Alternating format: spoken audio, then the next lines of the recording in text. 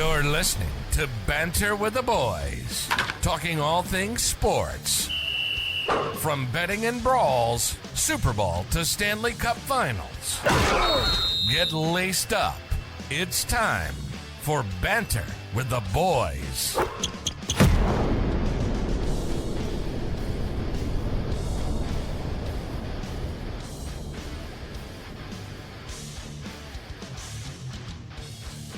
What's up, everybody? Welcome back to Banter with the Boys. We have NFL Week 18 come and gone. The regular season has come to an end.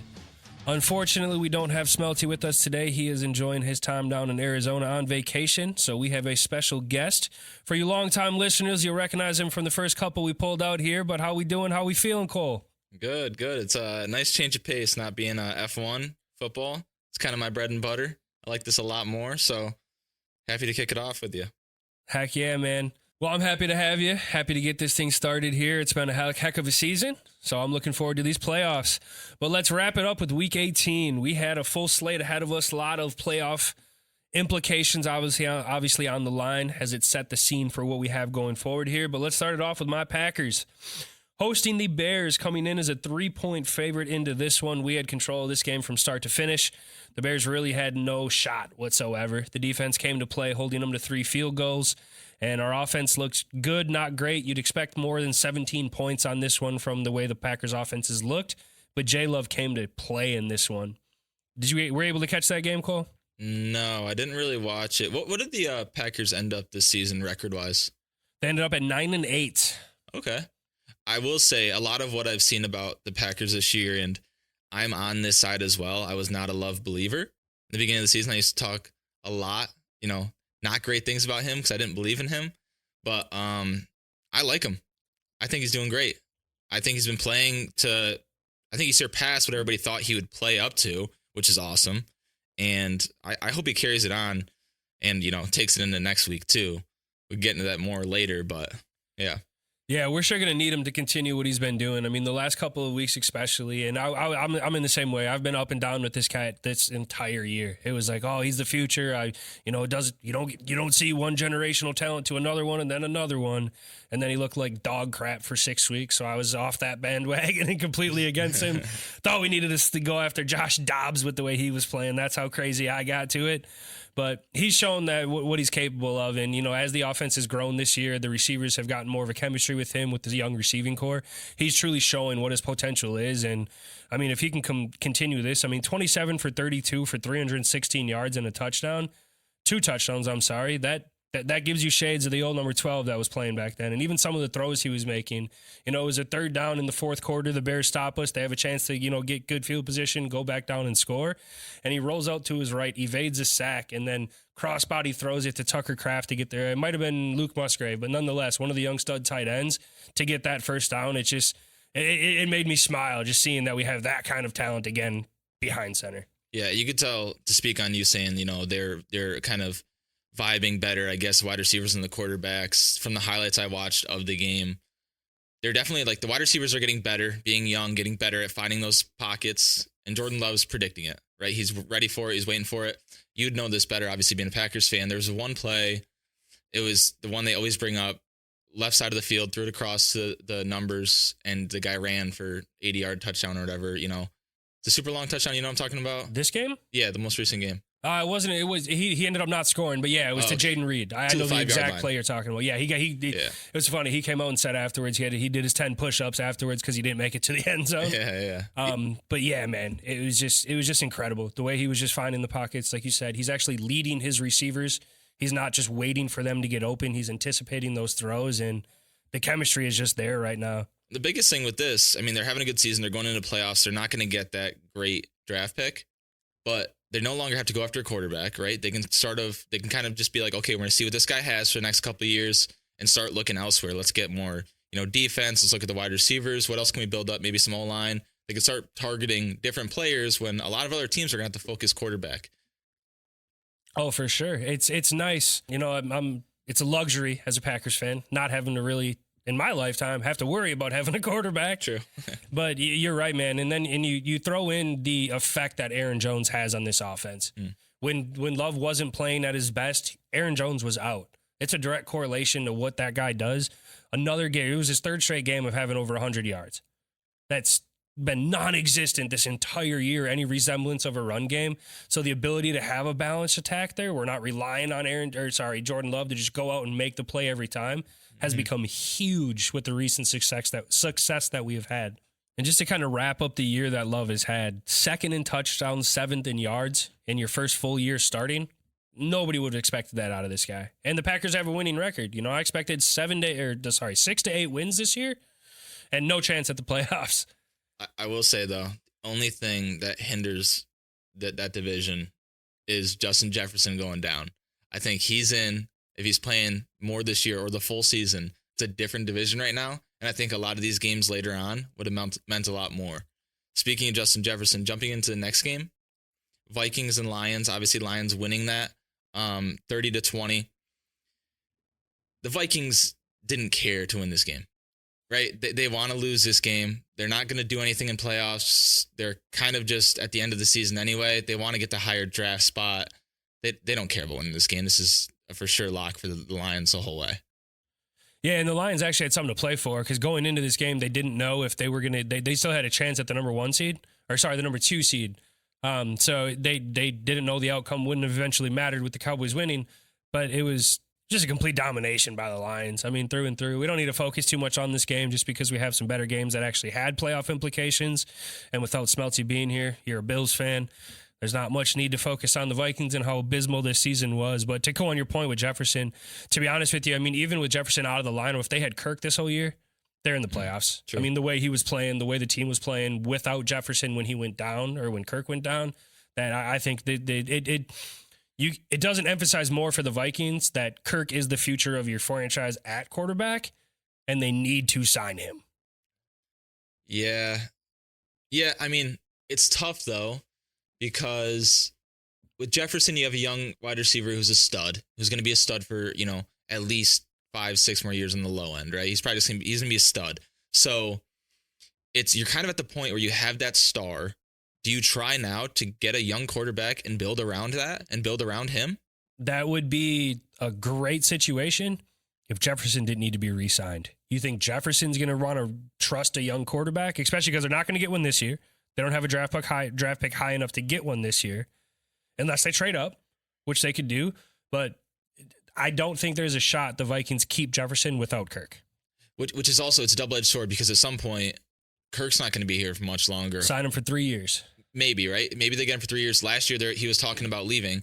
So to end it really on the Vikings is if Kirk comes back and they sign him, they're literally just looking for a quick Super Bowl, a quick deep run in the playoffs the next 2 years, and that's it. And then it's a restart basically with the quarterback anyway.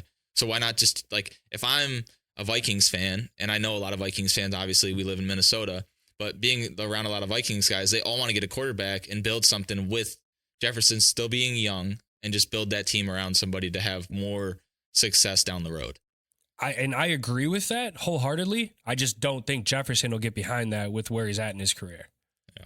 It's just this young. I mean, if the team's going to offer him the same amount of money, if not a little bit more, I don't think the Vikings would balk at an offer. Whatever team offers them, they'll match, whatever that would be. I don't doubt that by any means.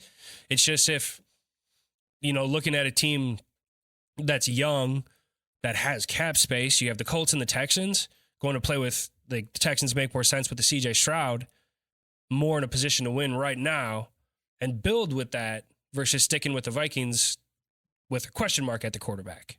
Yeah. I mean, okay, going off that, I'm with you. It's a tough call, but another team, obviously, with 15 quarterbacks starting this year, an easy win. Steelers against the Ravens. Ravens benched everybody. The Bills would have liked that win from the Ravens just because it makes our week easier. Luckily, the Jaguars lost, so it doesn't matter. But this is another one of those games, like you were saying about the Vikings-Lions, we don't have to spend that much time on here. Steelers-Ravens. Steelers won by a touchdown. And to be honest, they hardly won that game. I thought the Ravens, I had the Ravens in this game going into it. They were the underdog, as their entire team was backups. But, I'm a strong believer in Tyler Huntley. He can navigate that offense. He knows how to use it proficiently. It was just, For some reason, Mason Rudolph looks like the future in this Pittsburgh right now, which is absolutely insane. And the Ravens obviously had nothing to play for this game. So outside of it being a divisional, win or a divisional opponent, and with the ability of possibly knocking the Steelers out if they would have won the game. But even still, I mean, who would you rather play? One of the AFC South teams right now or the Steelers? I'd rather play the Steelers. Yeah. It's and I love Huntley too. And when TJ went out, I thought that the Ravens had a chance at the end there to come back and maybe put to OT, maybe win. Kind of shocked me how Huntley played in this game. It wasn't great. He wasn't using his legs as much. He was getting a lot of pressure and just kind of sunk under pressure in the pocket most of this game. But, I mean, props to the Steelers. Kind of happy they won. Happy to see them next week over a few other teams. Yeah, most definitely. And Najee just tore apart the backups of this Ravens. So he's kind of come on the last couple of weeks. So, going forward against the Bills, who don't have a great run D, it's not bad by any means. But if that Steelers can get the ball rolling on the ground game and then getting those wide receivers integrated, again, I don't trust Mason Rudolph. I mean, it's as simple as that. But losing TJ Watt's going to be huge in this one. For those keeping score at home, Smeltzy and I both took the Packers and the Lions, so we were both 2-0 coming into this game. I did think the Ravens were going to at least cover that 3.5, but realistically win the game. And Smeltzy did pick the Steelers to cover, so Smeltzy has me up by 1 right now. And then we move on to the Texans-Colts. This game ended up being the deciding maker for the AFC South, with the Jaguars losing. And the Colts just really did not show up. Like, Gardner did not look like he had been playing as of late. He didn't have a bad game by any means. They didn't really have a lot of opportunity, but CJ Stroud just continued to show why he's one of the future, young talents in this league. And he locked up the Offensive Player of the Year, which he did a while ago. Sorry, not Offensive Player of the Year, but Rookie of the Year. And, this Texans team is scary going into the playoffs if they can get the ball, rolling like they have been on offense. I'm still giving it to Puka. See, that's tough. The only thing that, I would say against Stroud is, the thing that hurt Stroud is missing the 2 games with the concussion, most certainly. That's a tough one because Puka did break the, receiving yards and receptions record, and he didn't really, go down in performance once Kupp came back. He just didn't really, he had such a good first 6 weeks of the year that it was Puka all day, doesn't matter. And then he didn't really trickle off. He still had a hell of a year. But it was just, I don't know. I mean, without CJ Stroud, the Texans are a 4 or 5 win ball club. But maybe. But the Offensive Rookie of the Year is not like the MVP. It's not who's most valuable to the team. It's who's balling out the most as a rookie. And I think you got to give it to Puka. Now, I will say about 6 weeks ago, I thought it was Stroud all day. I would put all my money on Stroud to win it. But I think, like you said, missing those 2 games hurt him. And I don't think it's going to be the same going forward. I think I'm giving it to Puka. I would put money on it. That's my money. I would like to see Puka win it. What a story. What a story. And there came out a clip recently. I saw it on Instagram that it was the pre-draft selection of Puka. And it was Rams coach Sean McVay and Les Snead, the GM, talking about what he could possibly do and what they want to bring, what they could see in him. And it was just pretty cool to see the development of just going to hey, this is why we want him. Sean McVay was all about it. And then to see what he's actually done in that offense. I mean, you can say the same thing without Puka and Cooper Kupp going down to the Rams in the playoffs right now. True. And to jump back on this game, Colts running the ball looked great, right? Are you still, I don't know if you ever were, I guess, but thoughts on Minshew? Well, he's not the future. I mean, you got Anthony Richardson. He just went down with the shoulder injury in the early portion of the year. So, Minshew, he's a career backup. You have to give credit to Minshew for having the Colts' success that they've had this year, to be quite honest. Nobody would have expected him to come in and do what he's done to not carry the team, but he does enough to not lose the game, but he doesn't really do enough to go out and win the game, is how I would put Minshew. He's not going to make that terrible wild play that's going to cost you the game, but he's also not going to be, he's not the quarterback I'd want when you're down 3 with minute 47 left to march down the field and tie the game. 10 years, we're going to look back on Minshew, and he's the next Ryan Fitzpatrick.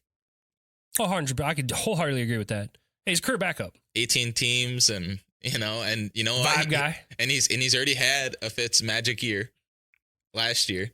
Yeah. So, I mean, yeah. So we'll see. And then I'm going to take this one off because my team, The next one, Bills Dolphins. Real quick, if you want to jump in, how you and Smeltzy finished on the week. Well, we got to finish this game first, bud. Yeah? Yeah, go ahead. Alrighty. Bills Dolphins. This is the last time the Bills and Dolphins met. The Bills obliterated them. Just completely destroyed them. It was in Germany, right? It was overseas. It was either Germany or London. But. I think it was Germany. Either way, with those interceptions Josh Allen was throwing down in the end zone, all this stuff, the 4th and 2 interception, he saved us yards, right? The play was blown up. None was happening there. The first interception he threw, what was he looking at? What was he doing? I get that. But realistically, for him to have that many turnovers and for us still to win by 7,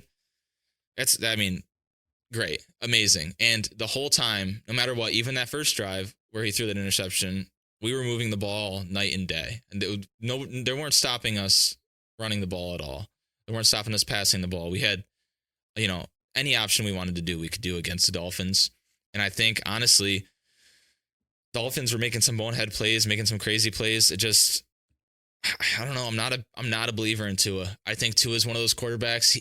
Tua is still in college, in my opinion. Tua is the college quarterback that goes out, will throw for 500 yards against a crappy team, put up all these crazy stat numbers, led the league in passing. Cool. You have Tyreek Hill, right? Tyreek Hill will get 95 yards after every catch, but still, he's a college quarterback in an NFL body to where when he plays those big games, he can't throw for 500 anymore. The Dolphins can't beat a good team. He doesn't perform against an actual good team. It's similar to the Cowboys this year where it's the Dolphins. It's been such a weird season because they've had such highs and such lows, right? They annihilated the Broncos in the early side portion of the year. Then got just absolutely worked by, was it the Cowboys or no, it wasn't the Cowboys. That was a close game. Was it the Niners or the Ravens? It was one of the two. It was the Ravens. They just got torn apart by the Ravens. And you're right. It's Tua he's not a big game performer. There's no reason Josh Allen has 3 turnovers in this game, and it's as close as it is. Or it's a 7-point game. That just doesn't make sense. And it didn't feel like a 7-point game that whole game, too. We felt like we were up 14, being a Bills fan even. I felt like we were up 14 the whole time. Yeah. I mean, that's weird because you were losing going into half, but still, complete confidence in Josh Allen. I think I love when the commentators talk about him because he really strives under pressure. He gives that guy pressure. He, 4th and 2, 4th and whatever, he'll use his body. And I love this new offensive coordinator. It was about time we got somebody who was going to let Josh run again and let Josh be Josh. Because this guy is outstanding. Josh even says sometimes, let me run the ball early to get my momentum going, to get in stride, to get angry a little bit and get into the game. Yeah, you got to get the juices flowing. It's just like Joey B. It's the same thing. He took that hit in the national championship game, then just went off. Yeah. It needs something. Needs that spark going. And also, big takeaway from this game, which we haven't seen in like 6 weeks, would be Stephon Diggs getting a lot of targets and closing in on that 100-yard mark that everybody's talking about. We had a game a couple weeks ago against the Cowboys where Josh Allen threw for under 100 yards and we won the game because on the back of James Cook, right? Yeah. Everybody's talking about where's Diggs? The first 8 games of the year or whatever, he had 100 yards receiving. And now this game, he's getting closer to that, which I love. We're targeting him early and often. Yeah, for sure. And I to be honest with you, I think the Gabe Davis injury helped you in this game because it gave Khalil Shakir a chance to get on the field more and make some plays. And I love watching that kid play. What he does in the open field is it's just fun to watch him play. I will say, though, I will live and die by this. Gabe Davis is the best blocking wide receiver in the NFL. Him on the field is huge, even if he doesn't catch the ball once. He's amazing. Yeah, I don't know, though, man. Like, it's outside of Allen running, you really didn't have a good rushing game this game. No, correct. But there was still some key blocks. Shakir has been basically being the new Cole Beasley this year. That's been his spot. Yeah, he's a slot guy. He's been playing a lot this year. And the biggest thing, Shakir had that screen pass to the left for 50 yards. Gabe Davis blocked his corner into the safety crashing for 50 yards. Davis effect. Put him on the outside, give him a screen, let him block. You're getting yards. You're getting 10. You're getting a first down. Yeah, that's fair. That's fair. He definitely has taken on that role. Like that was the only thing that Alan Lazard was good for was for the Packers. He's a good run blocker, and he'll catch that occasional first down. Yeah. That's the cool thing about Davis is he's really so big. He's just a distraction. And we have so many studs from other teams coming in, that are able to shine because he takes attention away. Diggs takes attention away because they're both big threat targets. And then the biggest thing here was the Bills' punt return record got broken. 94 yards, I believe. 96. 96. That was huge. Deontay Hardy, man, just making a freaking play. And I mean, I think that's a good pickup for the Bills too. He was the Saints' little gadget player. You don't see him much on offense, but he gives you that special teams threat. And I mean, you can't argue a 96-yard return. No, and that's like another, like, he's very similar in the fact that we have a lot of Bills players that fit that role. That our stars are there. We have our Allen, we have our Diggs, we have our James Cook.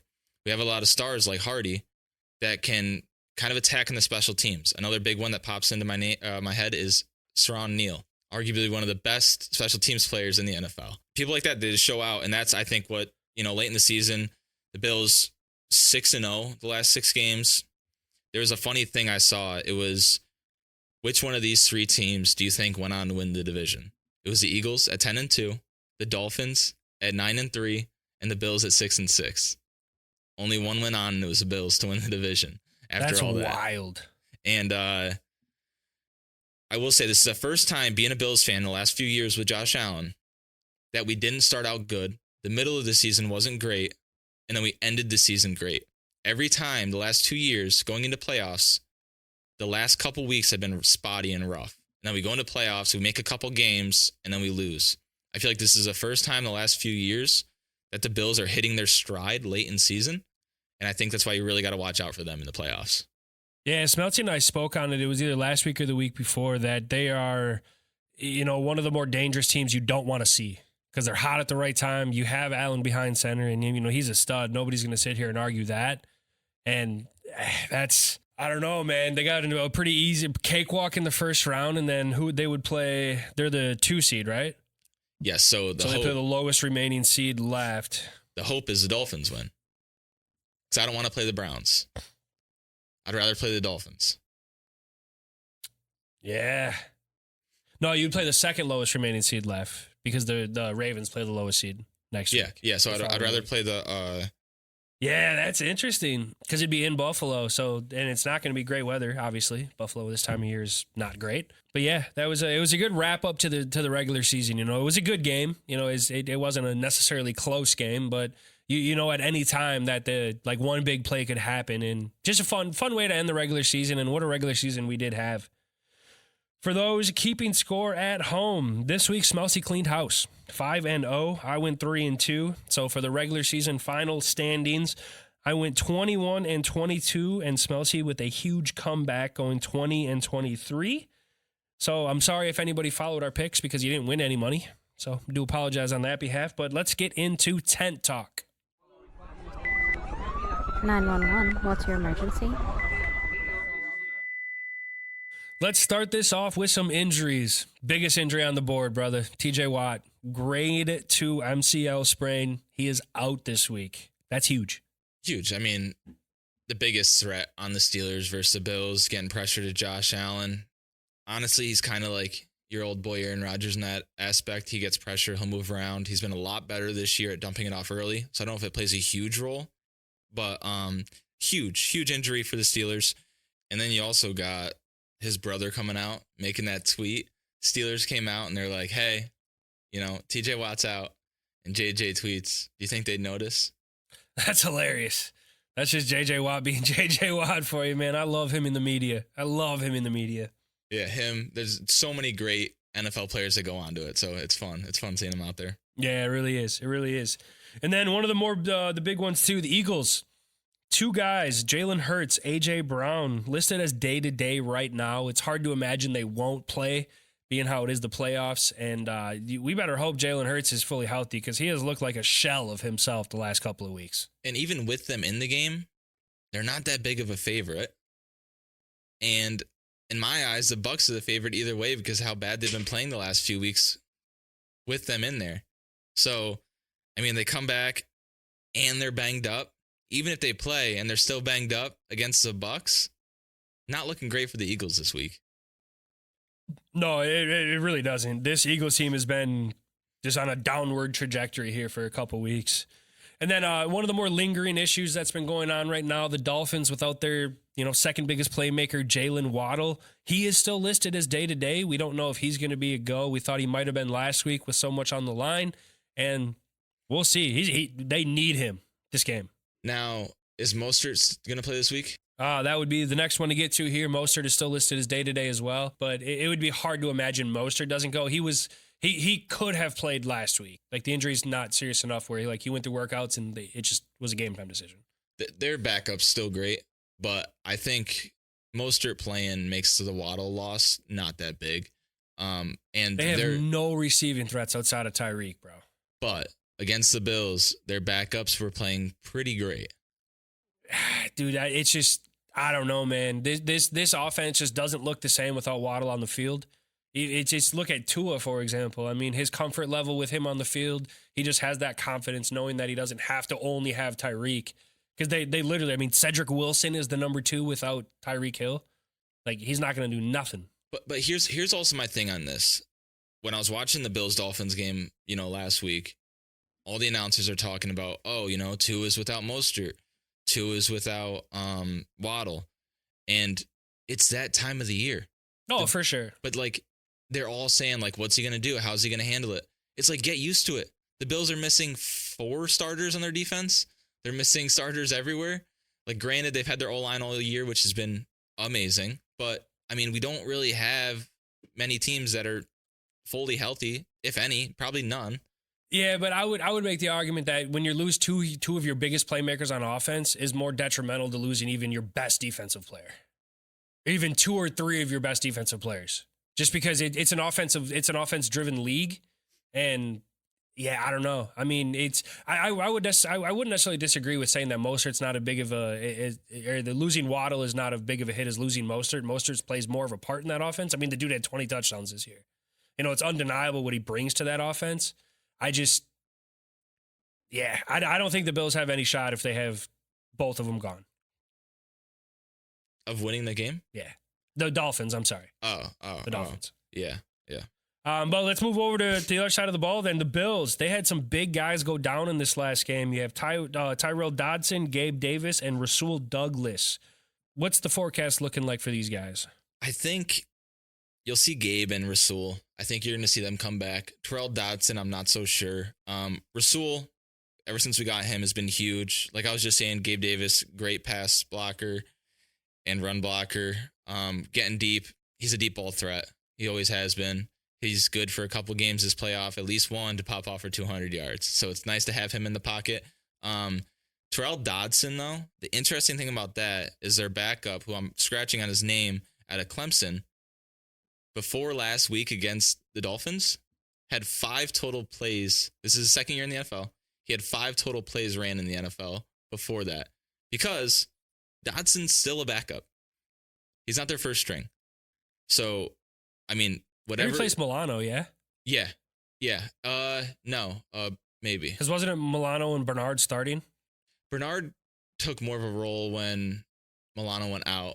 I'm scratching on that too. But basically, whatever Milano and the linebacker coach is preaching to them, we always talk about how quarterbacks put on to, next level quarterbacks, young quarterbacks, impression greatness on them. Jimmy Garoppolo with Tom Brady, Jordan Love with Aaron Rodgers. We have all these impressions. We don't look at the other positions enough. And I think we're seeing this with Matt Milano, the linebacker coach, everything over there. Because even their third string, who had 5 plays, balled against the Dolphins. So I think without Dodson, it's still a hit. But it's not so huge because of how good their backup played. Yeah, and it's a lot easier to cover that weakness or that spot on defense than it is losing I wouldn't say Gabe Davis per se, just because, like you said, he offers more in the run game than he really has for passing this year. Trust me, he was on my fantasy team. That was a bummer. But I think Rasul Douglas is the biggest one here. just because like if Waddle plays, you know, you have to put somebody top tier corner on one of the two between him and Hill. And yeah, you could Good focus. thing we're not playing him this week. Oh, I'm tweaking. That would have been last week. But the same thing applies for Deontay Johnson and George Pickens. You know, you want your best out there against their best. No, they're not Hill and Waddle. Don't get me wrong. But yeah, I think Douglas is a key. And what he's done since he was traded, I mean, he's been just balling out for the Bills since he got traded from the Packers. Yeah. And he's filling a big role. Trey White. You needed somebody to come in and even just not necessarily from a play perspective, from a veteran perspective to come in with that young, you know, depth that you have. And he's taken on that leadership role too, which is cool to see. I've always been a fan of Rasul. You know, I wasn't mad when we traded him just because I didn't think there was any chance we'd make the playoffs at that point because our season was going down the drain.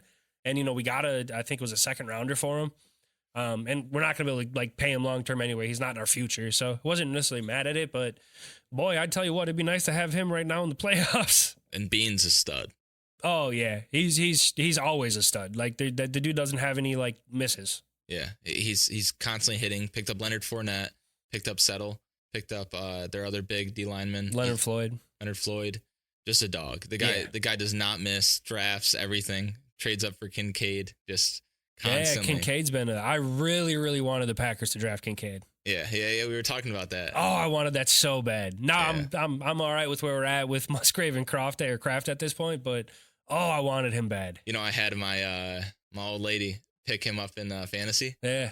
And hilarious because she's new. She didn't do last year. 2 years ago, she did it, and she always drafts great teams. This year, she had Nick Chubb, unfortunately, so she didn't make it too far. R.I.P. But Kincaid, she's benched like the first 5 weeks because she said he had to earn a spot. And it took him getting like 25 points for her to be like, okay, he earns a spot. And I was like, trust me, this guy's going to ball. They're going to target him just like Knox, especially with Knox being out and him getting to shine. Yeah. So it's fun to watch him play. Yeah, that kid's a stud. It's fun to watch him and Knox kind of give you that 12 personnel going forward because Knox is locked up, right? He's for 4 years. Yeah. He's going to be his second year of a 4-year deal. Yeah. And great pass blocker. And honestly, both of them and run blocker. He's just a great big tight end. He still catches the balls. He doesn't get as many because he was injured.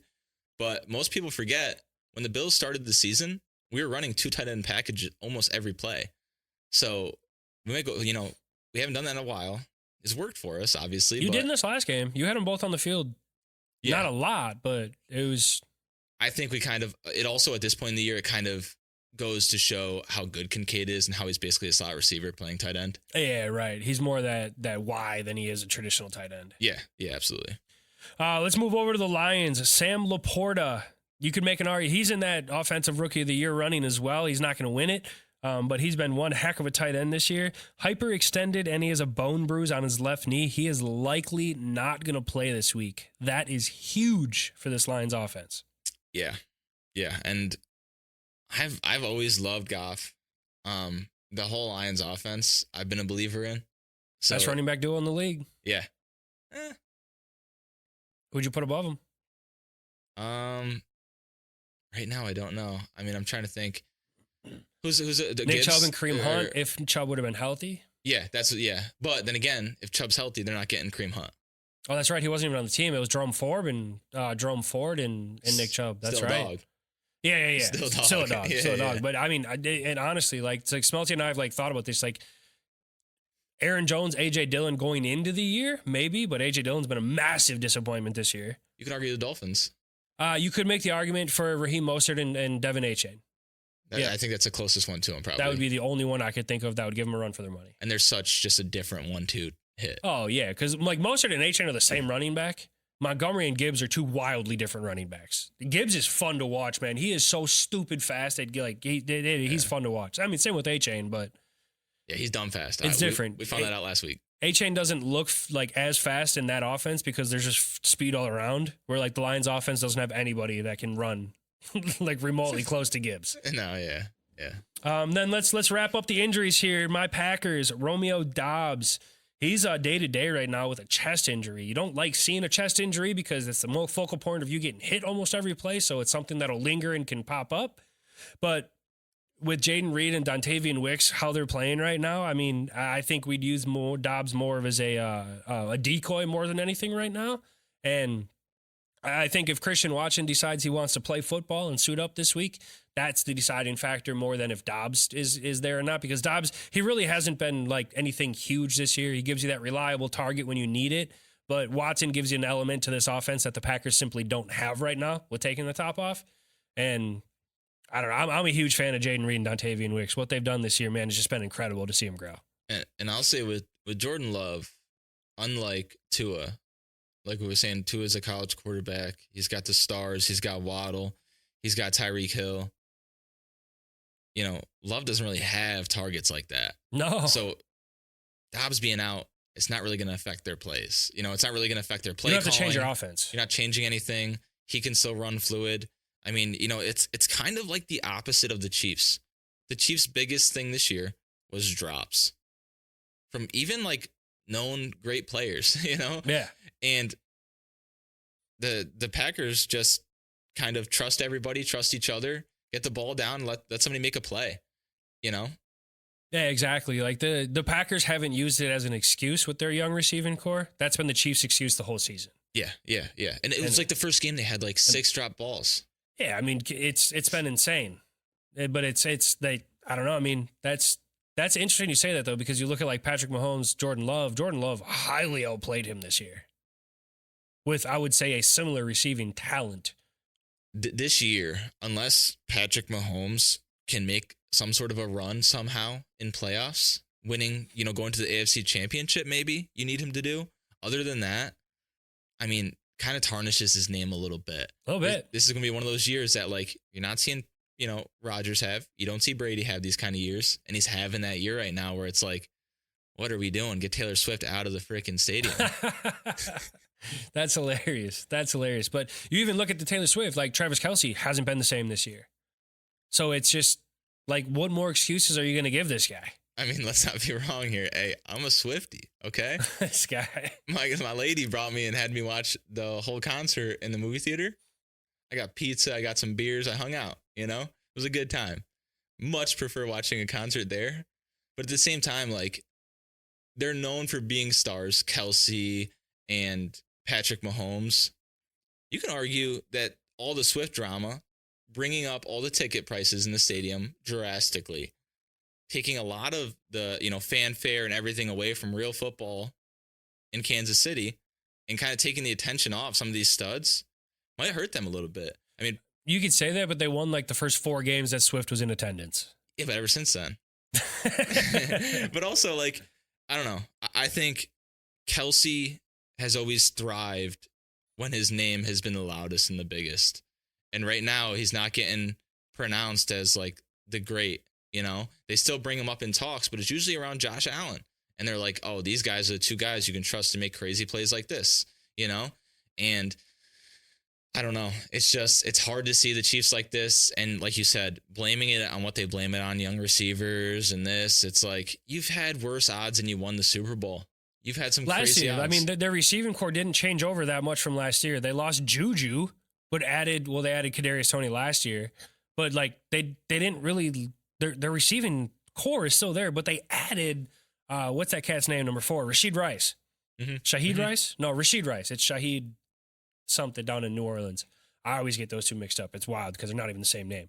But it's like that guy's been their number 1 receiver, even more so than Kelce this year in the latter half. But Kelsey's also been injured a good amount this year. He's been the first couple games. He missed how many games this year? 4? I don't know how many he missed. But Rice has been fun to watch too because he's such. The guy can take the top off the defense. Yeah, and he's like he's like the great Eagles wide receiver. Deshaun Jackson.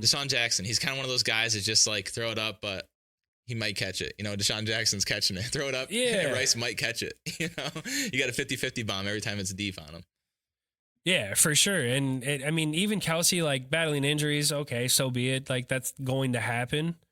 He hasn't looked the same when he's Kelce only playing. missed 2 games this year, brother.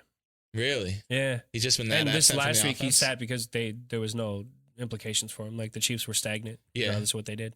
He's just been that absent from the offense, though. It's a different Kelce Mahomes duo this year. It 100% is. It 100% is. And I mean, you look at 984 yards and 93 catches. Like, still a stupid good year for a tight end. It snapped his streak of 1,000-yard seasons at, I believe, 7, if I'm not mistaken. 6. Yeah, it had 6, and I mean 984. He got 1,000 yards. Let's call it what it is. He didn't play in the final game when he could have suited up, but 5 touchdowns. That's the biggest thing, is he's not finding the end zone. He's not that reliable red zone target that he's been his whole career. He's just they don't have a red zone target right now. That's exactly Isaiah it. Pacheco. That's the red zone target. And he's a dog. I love watching him play. The way he runs is just hilarious. He's a dog. But yeah, with Kelsey, when we're looking at it, it is like you're saying, the red zone. That's where he makes his money. That's where Kelsey becomes Kelsey. That's why he can be Big Show, That's where he can be the Spike doing all the crazy stuff. Yeah. Because that's Kelsey. Kelsey is the touchdown guy. Yeah, I remember one game, it was either last year or the year before, he had like 5 catches for 47 yards and 3 touchdowns. Yeah. Like, that's a Travis Kelsey stat line. Third down, throw it to him. 3rd and 2, whatever. Just get it to him. When you're in the end zone, throw it to him. Yeah. He'll get it. Yeah. But that's all the injuries we have for you this week. Obviously, we're not going to talk about players that don't matter because there's playoffs now. But let's break into the news. Smeltzy and I spoke on it last week with the Dalvin Cook being released. He did indeed sign with the Ravens, that we thought was the best fit for him. They're in a championship, like they're in my opinion, the best team in the NFL, and they only added somebody that I wouldn't consider washed. I don't think he was a fit for that Jets offense. And let's be honest, he's been rested the whole year. So he has his legs underneath him, and I honestly think this is another element to the Ravens offense, which just puts them that much more over the top, especially losing J.K. Dobbins and Keaton Mitchell. Yeah, I don't think he's going to get a ton of touches still. I don't think he will. I think the bye week certainly helps because he can learn some chemistry with the offense. If they make it to the AFC Championship game Super Bowl, that's where I see him getting 15-plus touches. Yeah, I can agree with that. And to speak more about Dalvin Cook, especially with the Jets, they lost Rodgers. They didn't have. The season was over 8 plays into the year. But not even that. 4 plays into the year. Yeah, not even that though. When we're dealing with this, it's they only had a run game. They had Breece Hall, Dalvin Cook, but that's all they had. So defenses obviously are going to cover that better. They don't have a deep threat. They don't have anything. Like, they do have deep threats. Don't get me wrong, Garrett Wilson, but they don't have stars that to where their quarterback can throw it to them. It doesn't matter when you got Zach Wilson as your quarterback. Yeah, that's Trevor why Siemian. No running back does great in that offense. Well, Breece Hall had one hell of a year. Did he? Oh, stupid good year. Oh. Yeah, he went off. And that's what also hurt Cook from the touches standpoint, is like, you're going to give it to the young stud. Yeah. Yeah. The funny thing is, I used to only watch, because I love watching my division rivals to see how they're doing. So typically I'll always be watching the Patriots. And now as of recent, I pay attention to the Dolphins more just to see how they're doing. This year, the Patriots and the Jets were so trash that I didn't pay attention to their game, so I wasn't worried about them. It was just mostly the Dolphins. Yeah. But I mean, the crazy thing is too, you're looking, Patriots had a great year last year. This, I thought, going into the season, prior to any injuries, was the best division in football. Going into the year, I could not disagree. Yeah, I mean, it's crazy. The only argument you could make would be the AFC West going into the year. Yeah, absolutely. But still, we look at it now, by far the AFC West is the best division in the NFL. You can make a pretty big argument for the AFC North. 3 playoff teams? Oh, sorry, that's what I meant. The Steelers. Yeah. Yeah. And even the Bengals winning Ravens, record Bengals, and the Browns. That's what I meant. But the AFC West, I would say, not even in contention. No, yeah. I mix those two up. Definitely that division's the best by far. You can make an argument for the NFC West. No, there's no shot. I mean, the AFC by far is just the best conference in football. Well, yeah, there's no questioning that. So being the playoff teams in the AFC being the best conference. You got 2 out of NFC West, and the Seahawks had a chance going into the week last week. If they won, they had a chance of being in. They just had to have the right people lose. Yeah, but they had to win 7 or 9 games. They didn't the standard to get into the playoffs on the NFC was so much lower than the standard to get into the playoffs in the AFC. It was 1 game. Yeah, that's not that with the arguably an easier schedule, not even arguable. The NFC is just an easier division. Yeah, I mean, I would still agree with you with that. It's AFC. I mean, AFC wins Super Bowl this year. AFC's got the best. That's hard to say. You Can't just say the AFC is going to win the Super Bowl. Yeah. Team from the AFC wins the Super Bowl this year. Put all your money on the AFC winning the Super Bowl. Everybody listening, all your money. And AFC is the best conference, bar none. And there's only 2, so it's not a matter of like bar none. You're only going against one other conference. Yeah, but it's like not even close is what I'm saying. I wouldn't agree that it's not close. Because you look at like the top dogs in the AFC. You got the Ravens. It's a large step between the number 2, I would say, which would be either the Dolphins or the Bills. You would say the Bills with the recent win. But like the Chiefs are trash. The AFC South, Texans aren't bad, but I'm not going to say they're great. I would say the AFC South is almost as well. I mean, the records play a different story, I guess, but the NFC South is pretty bad too. But also, you got you look at the NFC, you got the Niners, obviously the heavy favorite before you get to the number 2, and then that's up for debate between the Cowboys and Lions. I mean, you could also argue. I don't think the Dolphins are in the top 3. I think the top 3 is the Bills, Ravens, and the Browns. I think the Browns are in the top 3 debate. I wouldn't disagree with that. I mean, those, and just like the amount, obviously the 49ers always had their defense, but the amount of defense in the AFC this year is ridiculous. There's so much great teams. Yeah, there is a lot of good defense in the AFC. I mean, the Ravens are number 1. And then number 2 is 49ers. It has to be. Yeah, and then Browns. Yeah. I mean, like the first it was either 6 or 8 weeks into the season, the Browns had historically the best defense in the history of the game. Which is crazy because they got rid of Clowney and stuff. They still got rid of people. They got rid of Clowney, but they signed Zadarius Smith. Yeah, but I don't know. Clowney balled out. Yeah, and he went. You see him when he made his bonus. That was that little dance. Yeah. That was hilarious. That was really, really funny. It was also cool to see. You know, I've always been a liker of Clowney. He's kind of gotten some bad media rep over his years, but I've always liked the way the kid plays. I mean, ever since that play in college when he tackled the running back and forced the fumble and just tore through the line, like that kid, the guy's just an absolute stud. Good South Carolina versus Michigan. Yeah. Taylor Lewan claims he was not his fault that he got through, but that's funny. Let's move on to some more news then. Black Monday has come and gone. 6 firings, 7 openings going into the coaching next year. We have Frank Reich being fired from the Panthers. That was a foregone conclusion. Same thing for Josh McDaniels and the Raiders. I would love to see Antonio Pierce getting that job because what he did with how crappy that team was, like, is fairly impressive, especially with no quarterback. Yep. Then you have the most surprising out of the bunch, Mike Vrabel, leaving the Titans. Now, that might be, it was mutual, but is that just to save Vrabel? Or does he already have another spot open? So I think that's my biggest intrigue right now is the decision the Pats are going to make with Belichick. Yes. Because if Belichick is not the coach next year, Vrabel, in my opinion, should be and is a shoo-in for that position. Yeah. He'll coach next year. Oh, no. He's gonna be a head coach next year. There's no question about that. But if you're Mike Vrabel, would you go back home to the Patriots or go to a more enticing team like the Chargers, who is set up right now to win? Patriots are not. What do you think about Belichick? A lot of people are thinking Belichick to the Chargers. In my personal opinion, with the relationship that him and Kraft have had and what they've done as a duo together, I think that Belichick is going to stay in New England and relinquish GM duties. Interesting. In my personal opinion. Yeah, I'm not totally against that.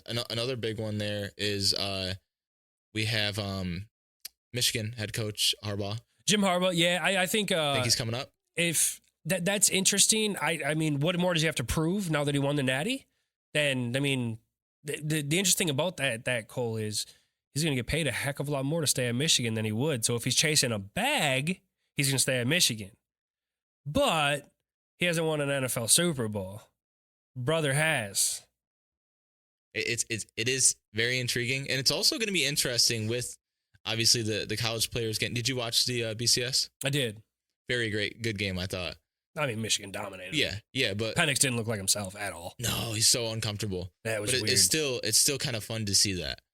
You know, I love watching the BCS. It's always a show, no matter what. Yeah, it is. You're always going to get a show. Yeah. You're going to get a show. But, like, I think this is probably pretty obvious, but I think we're going to see a lot more college players that are like, I'm going to be here for 4 years. I'm going to make 30 mil.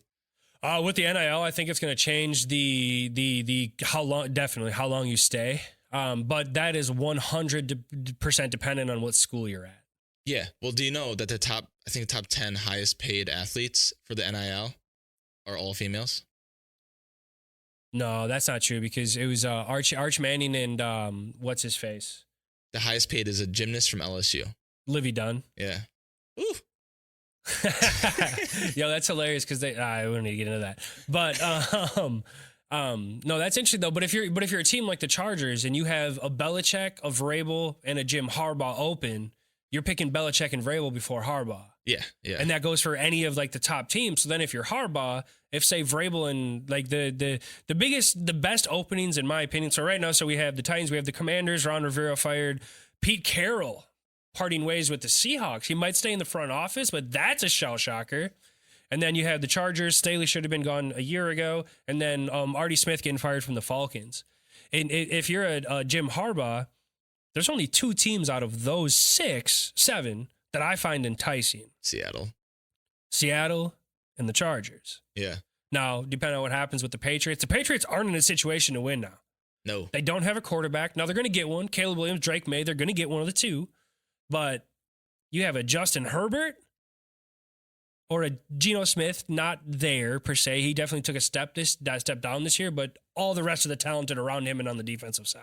Yeah, yeah. It's gonna be cool to see. I think it's always exciting.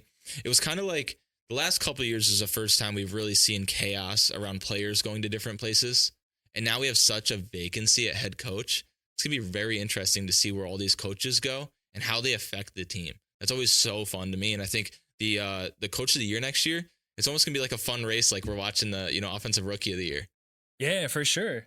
For sure, because I mean, that's a really good point. Because you look at like first year coaches this year. Frank Reich, first year coach, didn't make it through the season.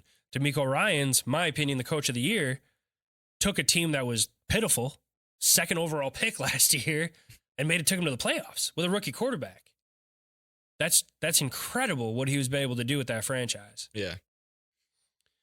Well, unfortunately, followers, as you guys know, the Bonehead Move of the Week is my favorite segment of the week. Without Smeltzy being here and being in Arizona, we'll let him have his vacation, and we will bypass it this week. Let's get into Wild Card Weekend. All right, Cole, well, the playoffs are upon us. We have Super Wild Card Weekend coming up. Wait, do you mean Super Wild Card Weekend? Oh, it's Super Wild Card Weekend coming at you. This game is 6. This 6 games here starts off with the Browns going down to Houston, taking on the Texans.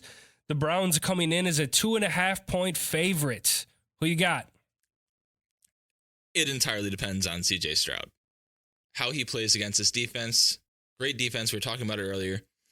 Amazing defense. Joe Flacco looking great too.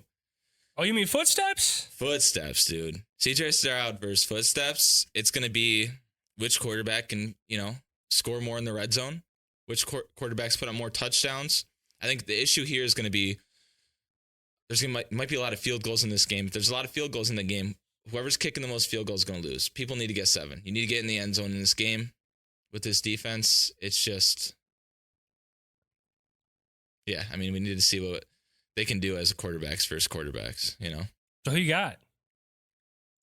Browns Browns going to cover that 2.5. But I want the Texans for the Bills. But I think the defense is too good. I think CJ Stroud gets sacked 3 times, 3 to 6 maybe in the high end. Because I think Garrett is going to blow up this playoffs. I think Garrett's going to be unreal this playoffs. So I think the Browns, my safe bet's on the Browns here. I unfortunately have to agree. I think the way that the Browns offense is just rolling right now, Footsteps has the playoff experience. This Texans team is just so young. You got a rookie wide receiver. Well, Tank Dell went down, but, second-year wide receiver, who's your number 1? You got a rookie quarterback. And the defense is just too young yet, where I think the Browns defense is going to actually be able to shut them down. And the Texans, I don't think, are going to be able to stop Jerome Ford and Kareem Hunt.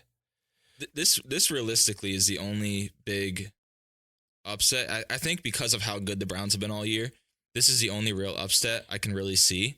Obviously, I'm sticking with the Browns, but it's not an upset, brother. Browns are favored 2.5 points.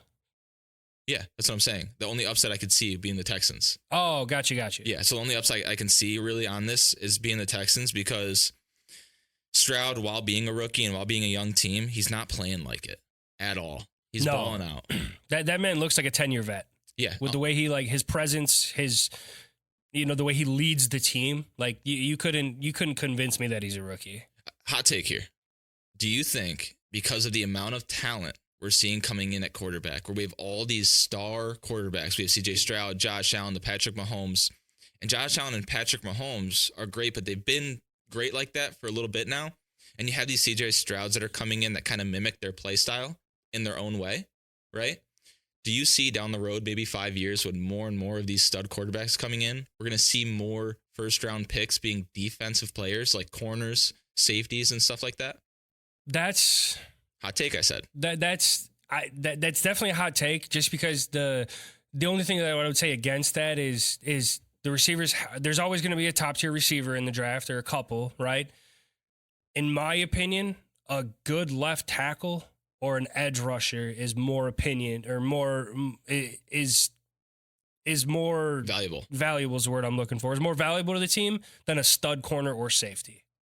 Yeah, I agree there. But I think more so we don't really see too many big defensive players going low, like within top 10 picks. And I think we're going to see more of that going forward because of the stars we're going to see on offense. And teams are going to have to counteract that, because the biggest kicker I think we're going to see going forward is a lot of these teams are going to have star quarterbacks where all they need is a couple pieces on the defense. So we're going to see more and more people maybe even trading up to get that big, let's say this offseason, next year we go into it, Von Miller hasn't really done much for the Bills. I could see us getting rid of him maybe for a couple draft picks and going for a big defensive player. We've been injury ridden on the defense. We lost Tremaine Edmonds. That'd be a big spot for us, where you see a lot of these star teams like the Chiefs. Obviously, they need to go after a wide receiver, but they could easily go after, a defensive player, defensive end. All they really have is defensive player. Yeah, I would agree. I would. The only thing I don't agree with is specifying it to defensive backs. Yeah. It's also very tough. I agree with that, actually. I'll take that back. I'm more so with the defensive player. Defensive ends have shown to be kind of game changers in the game, whereas there's only a select few corners that can really do that. And those corners very rarely are like a top tier pick, right? You have the Pat Surtain. He went 4 overall. Needs to, right? You're always going to have that one, but like a safety. When was the last time you can think of a safety went top 15?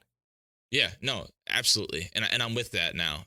I'm following what you're saying, because a lot of times even the best corner in the league, it's usually for a year. Exactly. You get a year out of a dog. You very rarely get that sustained success. And we can see that with Diggs and the Cowboys. Now we have his counterpart leading the league in interceptions. Yeah. And that's just, and when was he drafted? He was a later round pick, yeah, right? So you can get that depth, that's the things with specifically talking about the defensive backs, is there's just so much depth where like the difference between like the first 3 obviously is a huge step to like that middle pack. Yeah. But I think that middle pack from the best to the worst is so much closer where you could afford that. But I don't know if it's going to be a huge shift, because I think that's already happening with the defensive ends, right? Defensive linemen, that is. I mean, linebackers, an athletic linebacker coming out, I could see that happening more.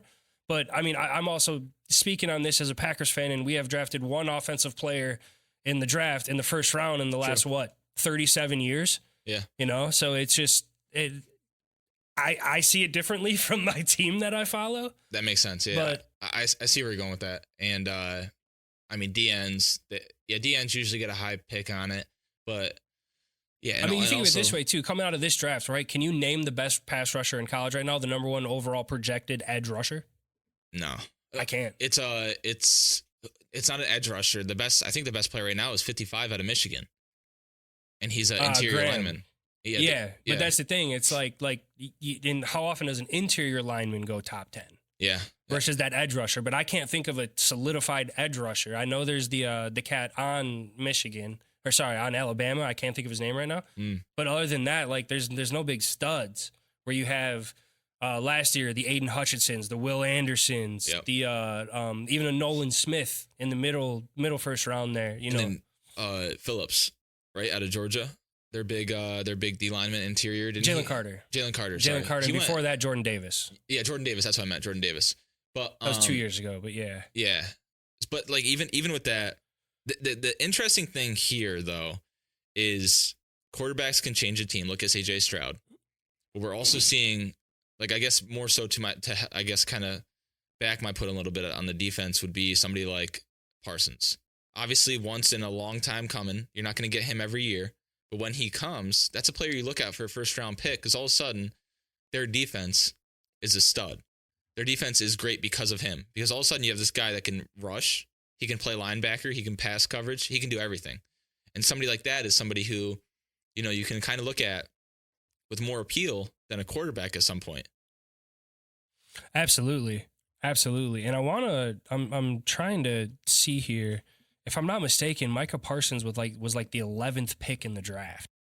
Yeah, I'm pretty sure he was high. Where did he play? Penn State. Penn State. Penn State's got some dogs, huh?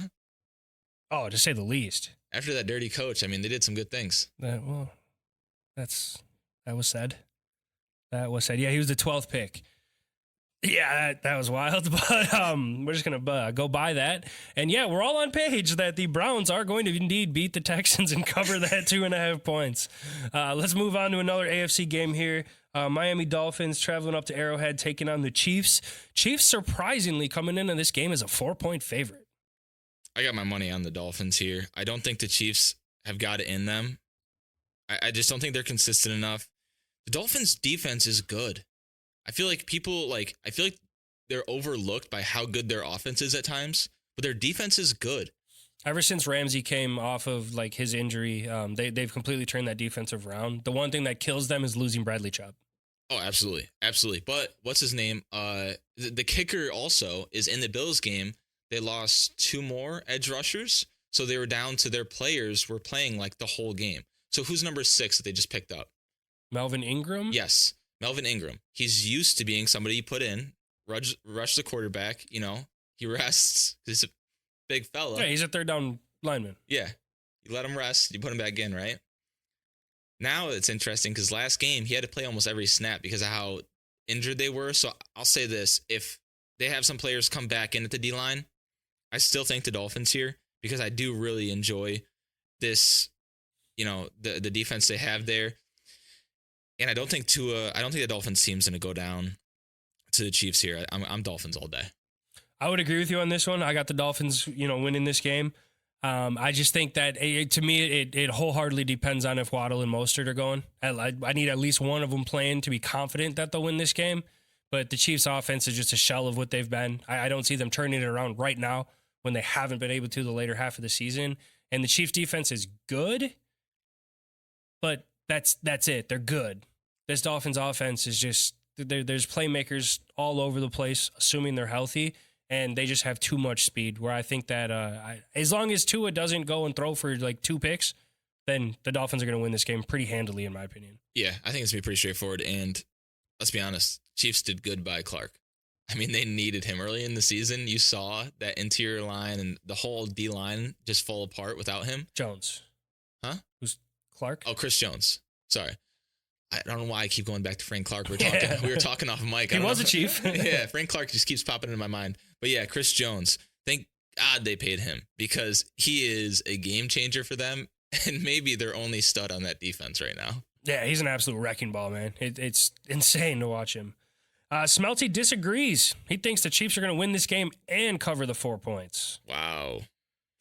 Well, we're going to wrap up the AFC here with your Bills hosting the Pittsburgh Steelers. Bills coming in as a 10-point favorite. That is just insane to me that you have a 10-point favorite in a playoff game. I think the Bills are going to win this game, but I don't think they're going to win by over 10. I think it's a 4.5 favorite if TJ Watt plays. That's a difference maker. Yeah, I definitely think he's a 4 or 5 point spread difference Easy. maker. I'm still taking the Bills to cover it. On the Bills all day here. I think one thing Josh Allen and the Bills do great is after a rough week, after throwing picks, they switch things up. And to be honest, with our defense, even though the Steelers do sometimes have a great run game, I think it's going to be fine. I think our linebackers have stepped up without Matt Milano. Both our safeties are healthy. We've even been playing 3 safeties with Rapp playing in there too with Hyde and Poyer. I think we're fine here. I think the Bills cover the spread. don't think it's a close game. I don't know. I mean, just with the depth that the Steelers do have with their pass rush, with Alex Highsmith on the other side and then Nick Herbig, Badger right there, just for the record, coming in and showing some promise. To me, it really depends on if Rasul Douglas is good to go for this game. I really think that, just because with this new Steelers offense, you could say, with Mason Rudolph running the show, they actually throw the ball and they target their playmakers, which is not a thing in their first half of the year this year for the Steelers. And the Steelers they do have, a good defense even without TJ Watt. Again, I don't think the Steelers win this game, but I think it's a 4 to 6 point game. I think the Bills still win. I think 31-17. That's one heck of a spread. Yeah. It's one heck of a spread. All right, we're switching gears. We're going to the NFC side. My Packers going down to Dallas, taking on the Cowboys, and the Dallas Cowboys are a 7.5 point favorite. That is a big slap in the face for Packers fans. That's a hefty spread for how hot the Packers have been playing and how inconsistent that Dallas team has been against teams over 500 this year. If you're a gambler this year, don't bet on Cowboys games. They give them the most ridiculous spreads no matter who they play. It's ridiculous at this point. -7.5 against a team who's proven themselves, especially late in the season. Their defense plays. I'm still kind of leaning the Cowboys here. I'm in between right now. What are your thoughts on this, being a Packers fan? I don't love that it's a 7.5 point spread. I really think this is more of a 3.5, 4 point spread with the Cowboys being favored at home. But I truly, honestly believe the Packers are going to win this game. So I'm covering that 7.5, but I think the money line, I would take the Packers on this one. The Cowboys cannot play in the playoffs. They have that choke. Dak has always showed he's a choker. McCarthy hasn't been great in the playoffs, especially without having Rodgers. And the key piece of this game to me is how well our tackles are going to do against Micah and DeMarcus Lawrence. If Jordan Love is pressured the whole game, he has not shown he can handle that throughout a whole game. And they're too athletic for him to escape the pocket consistently to make the plays that way. So Aaron Jones has to get the ball rolling. We have to get a run game and have some sort of balanced offense. And it's going to be interesting to see if Jair shadows CeeDee Lamb. I'll say this. Our best rushing game, being a Bills fan, was against the Cowboys. Packers have a great run game. I'm taking the Packers to cover the spread here. I'm going the Packers here just because we put up, all-purpose yards. He put up, 250? Who? Cook. Dude, it was something stupid like that. It was over 250 if I'm not mistaken. And I could honestly see Aaron Jones doing the same thing. Maybe not 250 all-purpose, but that'd be wild in a playoff game. He might be rushing for 120, 130. I think we see him over 100. Yeah, for sure. And Aaron Jones, he's from Texas, so he loves going down and playing in Dallas. He always plays good in that stadium. I think he's had 4 straight games over 120 all-purpose yards against them in Dallas. So he just always comes to play. So I don't know. I'm a Packer believer through and through. I probably would take them to win regardless, but that 7.5 points is just insane to me. Yeah, this game is going to come down just to Dak Prescott and how he handles the game. I think it's strictly on that. He has shown, obviously, like you said, to choke under pressure. He's also not shown to be a dog in a lot of games, especially against teams that are over 500. And this is one of those games. And the Packers' defense is no joke either. So it's going to be interesting for him. And if Jair can lock down CD, or even if he locks down whoever he's on, if he covers his half of the field, if he doesn't float, the Cowboys aren't going to put up a lot of points on this game. They're not going to have another huge game like last week. I think we're seeing a close one here. I think it's going to be, maybe 24-21, something real close. Yeah, I would agree. And we'll see what we do with our defense. We've been playing off ball with our corners, 10, 15 yards off the ball every single week. And that is going to lose us the game against this offense if that's the case. These Dallas receivers eat underneath, and I don't know. But Smeltzy, as we would assume because he is a Vikings fan, is picking the Cowboys to cover that 7.5. Moving on then to the game of the week. The Los Angeles Rams traveling up to the Motor City, taking on the Dan Campbell-led Detroit Lions. Lions coming in as a 3-point favorite in this one. All the storylines for this one. Stafford coming back to Detroit. Goff versus Stafford when he was traded for him. And I love the 3-point spread here. I think this is going to be a very, very close game. And the way this Rams offense has been buzzing lately, you got Cooper Kupp, Puka Nacua, Kyron Williams has been on fire. I'm taking the Rams to win this one straight up. I don't need the points. Yeah. I might agree with this. I don't know. I'm in between here. I'm kind of leaning Lions on this one. I love what they've been doing this year. This all throughout. They've had the kicker, though, is the Rams have been pretty hot as of late, and the Lions were only hot in the beginning. So, I'm going to switch that up. I'm going Rams. I'm going Rams here because the Lions, they started off, 9-3? Yeah. So, and then for them to do what they've done the back half of the season, like I just talked about earlier with the Bills, I always hated when we started off hot and didn't end hot. This is another one of those games. The Rams have been there. The Rams have won it with Stafford, with Goff. With Stafford, with Kupp. And so, yeah, I think the Rams win this game. I'm going to take the points. But I'm taking the points. You're giving me the points. I'm going to take them. I just think the Rams win this one straight up. Yeah, the Rams win this game. Yeah, and so Smeltzy has the Lions in this one. He thinks they're going to cover that 3 points. And the thing with the Lions is they don't have the playoff experience anywhere across the board on their team. They're still fairly young for the most part. They don't have that big veteran that's been in the playoffs. I love Dan Campbell. But I think that the Rams just have that experience just too much. We're going to wrap this week up then with the Eagles taking on the Bucks down in Tampa, and the Eagles are coming in as a 3-point favorite. Bucks for me. I'm taking the Bucks to win this game, and I'll do the same thing. I think they're winning it straight up. I'm going to take the points, but I think the Bucks win straight up. Same thing. Eagles have not been hot. We were talking about earlier, Jalen Hurts, A.J. Brown coming in already kind of, foggy, coming in, questionable. Obviously, they're going to play. I don't think they miss this game, but even if they play, I still think the Bucks take this. They've just done the right things. They look like a solid team, and the Eagles look like trash. Even when the Eagles played the Bills should have won that game wholeheartedly, and we did not look great in that game. And it was our turning point, I think. That's when we really started turning things on, is against the Eagles. But it's just like dumb fouls for the Eagles. For a team as good as them, they shouldn't be having, I love Kelsey, snap infringements, all that kind of stuff. How does that even happen? How does that happen? It was twice against the Bills. Yeah. And then the next week they did it a couple more times. It's just weird. It's weird out of the Eagles. They're a very beginning of the team. They're the most at the beginning of the season. Sorry, they're the most sound team all the way around. They're the most sound team. They are looking great. Nothing's going wrong for them, and everything is just clean. Right now, I don't believe in them. It's a Bucks for me. Yeah, I would. It's hard for me to disagree with you on this one. I think that the Eagles are just too proven for their success last year, where they're just going to let this one slip by. And I don't trust Baker in the playoffs, is really what it comes down to for me.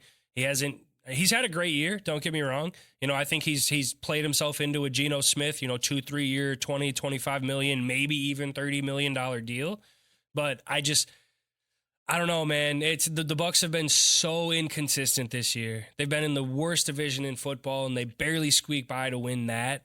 I just think that the Eagles they're going to be too much. Even with a hobbled Hurts, he'll still be able to run. They have to get the run game going. And if A.J. Brown doesn't play, I completely go on the other side of this, and I think the Bucs win the game.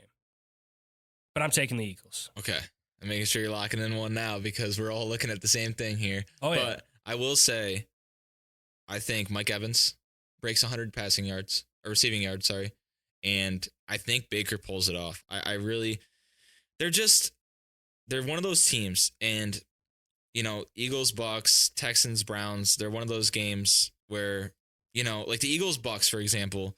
Everybody's putting their money on the Eagles in this game, I think, but I think the Bucks are going to surprise people. I think they're going to come out here and play outstanding.